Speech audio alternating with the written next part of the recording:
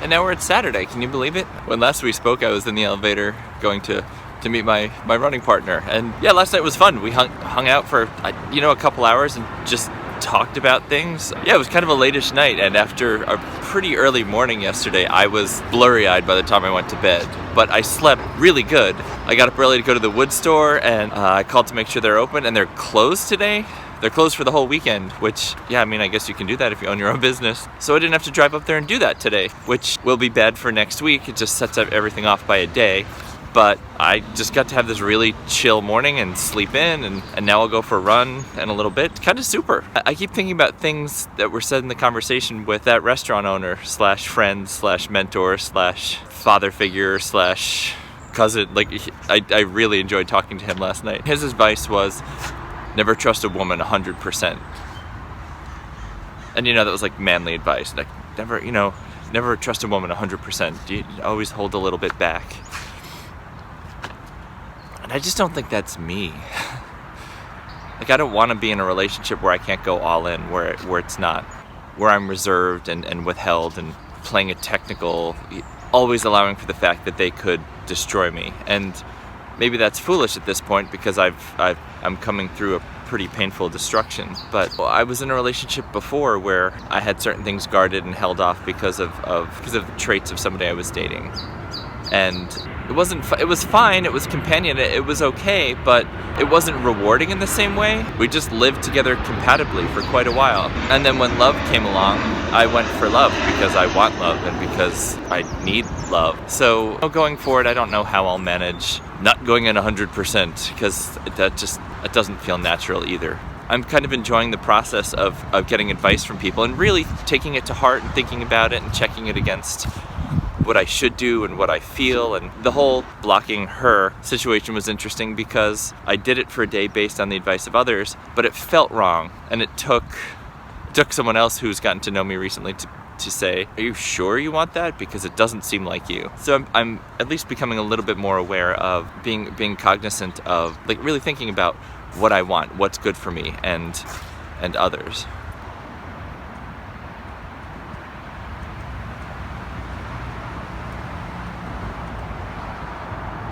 Love this part of the walk. Pepper trees and just older trees that the sunlight comes through, and it just feels very painterly, and I love the light that comes through there. It's great. I'm gonna go for a run a little bit.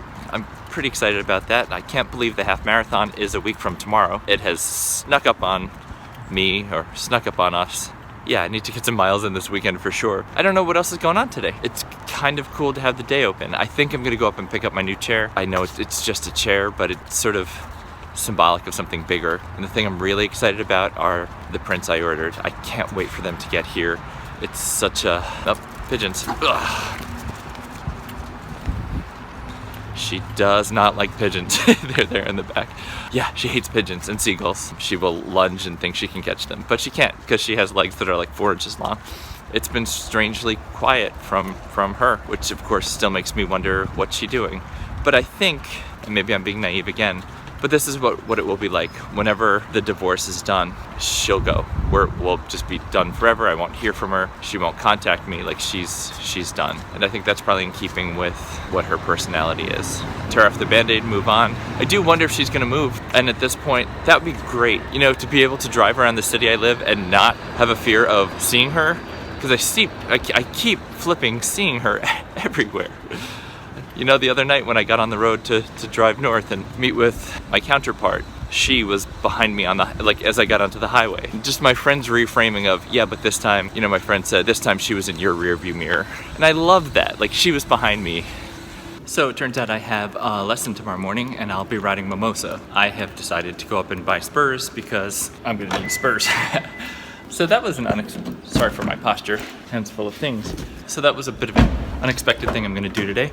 My plan is to go do that and then go pick up my chair and stop by the barn, and the woman I sort of said she was gonna ride today. So I'm gonna stop by and see if she's there. Or maybe I'll go to the barn first. Yeah, maybe I'll do that. Oh, Hamilton.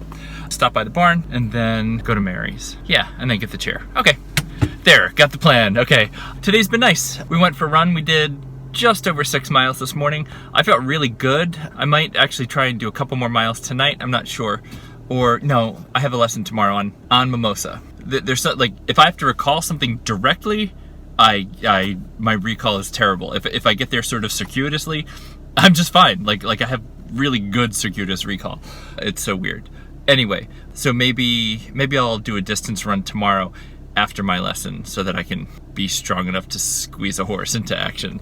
But I'm excited. I'm so pleased to have a lesson tomorrow. Yeah, so we had a good run. We ran up through the park, and God, I feel so lucky to live here. You know, we just casually chose to run through this beautiful park that people actually travel across the country to visit. And we were just like, yeah, let's go through Balboa. And man, it's a lucky thing to live here. I'm so grateful. So we did our run, and then her little dog stayed at my house with Winnie. So they got to hang out and play and wrestle and do all the dog things that they apparently really missed about each other. And then we took a walk down to the farmer's market, and I was hungry. So the free samples were delicious. And then it was right around 11, and when I looked over at Salt and Straw, the really good ice cream place, the door was open and there was no line, and I pounced. I went in and I got a cone of it's a rhubarb strawberry ice cream, and then like a ricotta ice cream, but they pair really well. One's sort of berry-ish and one's got a little bit of a lemon thing, so you start with the berry and then you eat down into the lemon. Amazing, so good. And those flavors will go away at the end of the month, so that was my excuse. Also, it's all I've eaten today, so a waffle cone of ice cream that takes like 15-20 minutes to eat, you know, just walking around and eating little bites. God, it was great. My whole level of chill just sort of, yeah, I was like, we just sort of wandered through and looked at stuff. I didn't buy anything, and I don't often buy anything from the farmer's market because, yeah, like there were chocolate chip cookies that looked amazing and were $3 each, and I thought, $3? Like, no, I'll make my own cookies, like, thank you. But something about that ice cream. And then we walked back towards my house and stopped by another friend's house who I hadn't really seen in a while, so that was nice to catch up on. And then now I'm headed out on my afternoon errands, and I'm excited about it. So let's see how eventful the day becomes. Oh yeah, I gotta check my back tire. I think it's low. You know what? Let's check that.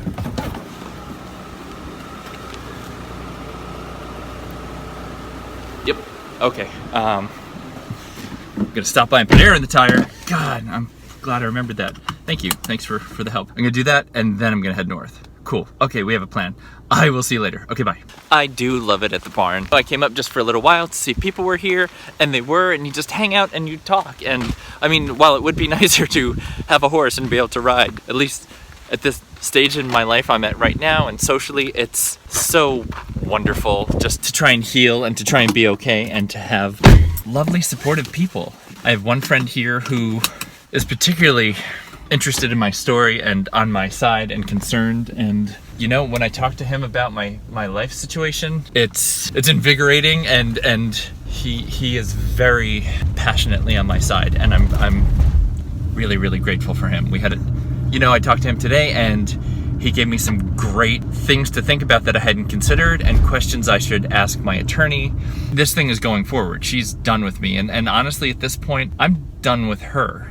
Now, I guess as we slowly progress, or will slowly, or maybe quickly, who knows, progress into the more technical stage of separating our lives, to have a sort of technical advocate on my side is really nice. He thinks in ways that I don't and asks questions that I hadn't considered. So I'd say there's a good chance that on Tuesday, after the holiday, I may pay the retainer and hire my attorney and start asking some more in-depth questions. So I'm grateful for that. I'm grateful for people wiser than me saying like, hey, I've considered this. Have you thought about that? Honestly, no, I hadn't. Because I've just been trying to, one, I've been trying to be okay through all this, and two, I've been trying to be decent, and to have people point out, she's not been decent, and she's always been steps ahead of you, so watch out for yourself. I'm grateful for that wisdom. So now I am off to Mary's Tack and Feed to buy Spurs, and for some reason I'm really excited, because it doesn't feel like I'm buying it because it's like, oh, I want Spurs, like, I need them for tomorrow because I'm riding a horse that requires spurs, and it's exciting. Like I'm happy about that, to try a different horse and to see how we do. So yeah, they close in 22 minutes, so I'm gonna drive for now, but I'm sure I'll see you in a bit.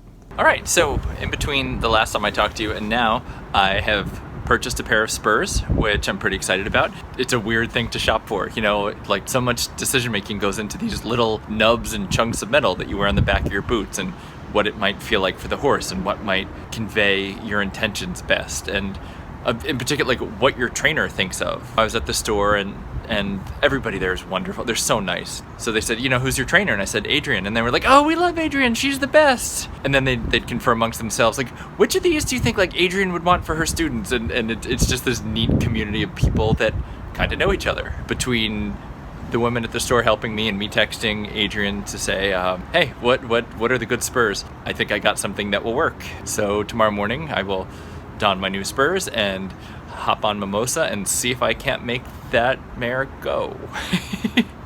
So yeah, I'm not going to go to bar meth in the morning because that will just exhaust my legs, and I'm not going to run in the morning. So first thing I do tomorrow physically will be horses, and then I'll go for a run. But the woman I kind of like said she was going to be at the barn today. So I went to the barn before I went to Mary's Tack and Feed to get my Spurs. And she wasn't there. And I just thought, like, oh, too bad. And then she texted later in the day and said, oh, I'm just going now. And I said, oh, I'd been there. I had to leave to get Spurs. And then I said, I have a lesson tomorrow. And she said, oh, she's going to ride tomorrow too. And I said, oh, that's awesome. We should meet up and then get lunch afterwards. And she's into it. So not that I'm very smooth, but I definitely put out there that we should hang out outside the barn.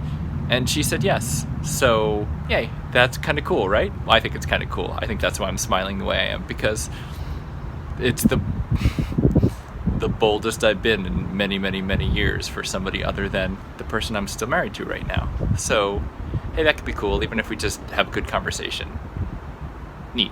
I have a lunch date tomorrow. Aside from that, I picked up my chair. I'm going to put that together now. I'm really excited. I hope it's everything I hope.